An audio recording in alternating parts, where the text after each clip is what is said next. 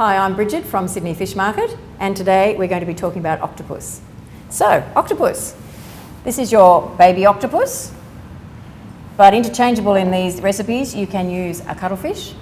You can also use your squid. Now remember, calamari is a type of squid, but not all squid are calamari. So if a shop's got it as a calamari, it will tell you on the label probably, and how you can tell is because of the long flaps. All of these are interchangeable in an octopus recipe. They are all cooked the same way, which is a very high temperature and very fast, meaning 1 to 2 minutes or so, or a low temperature and very slow, about 45 minutes to an hour and a half, depending on how big the octopus is.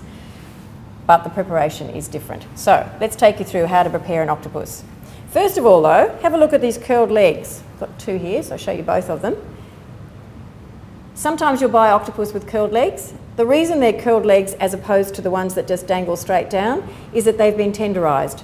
And how you tenderise an octopus, the shops will put them into cement mixers. If you go behind the shops, you'll see the cement mixers tumbling them around, and that makes their legs curl because it is a form of tenderising. If you don't have a cement mixer at home, the other things that you can do is you can marinate it, milk, yogurt, kiwi fruit or papaya. They all have an enzyme in them that will actually help tenderise. You can put it into lemon or lime juice, but not for too long or it'll start to cook the seafood and you'll see the flesh changing to white. You can put it into milk or yogurt for about 2 to 4 hours. That would also tenderise it. Otherwise, you can chop your octopus up and pour boiling water over it and leave it for 1 to 2 minutes, then go straight into your marinating and your cooking.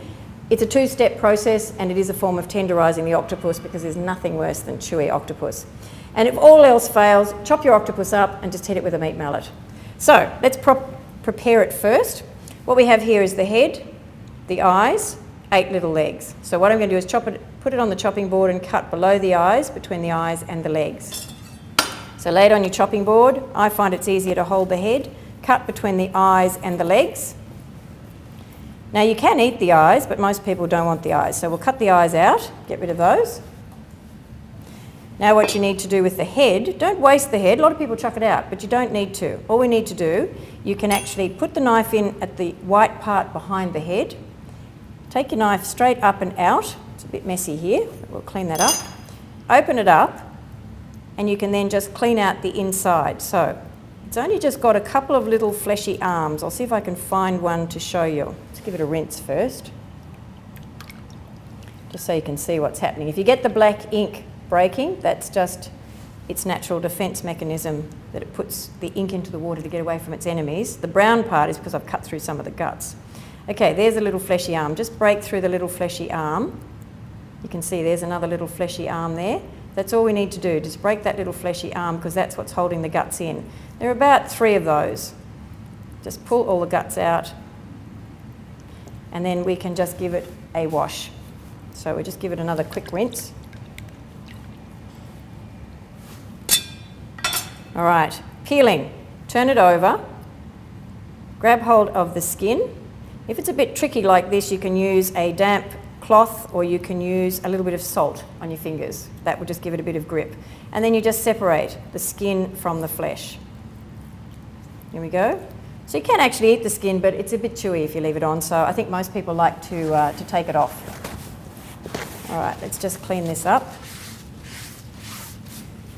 So the head part, you can score it if you wanted to, and that's just another form of tenderising. So little diagonal cuts on the inside of the head, then little diagonal cuts the other way, just cuts into the flesh and makes it a little bit more tender because it's cutting through the muscle fibre.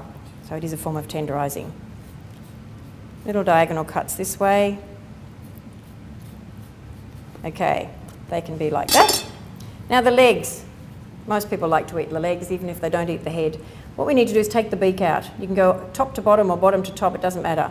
Push through gently, and I'll put it on the chopping board so I can get a bit of rest there. And you can see there what looks like a little tiny bit of shell. Just push that through, grab hold of the whole piece there, and take it out. Now the legs, you can cook them whole, but this one's actually a little bit bigger, so I think what I do is cut this into bite-sized pieces. So each leg on its own. And it is much easier, particularly if the legs are curled, to separate the legs and cut from the outside in towards the middle. If you go the other way, you tend to cut the ends of the legs off. So I just find it's a little bit easier doing it this way. But if you cut those into bite-sized pieces, that just means they'll be nice and crunchy on the barbecue or in the fry pan. So very quick cooking. They cook only for a couple of minutes. As soon as the flesh is white, they're done. So give it a go.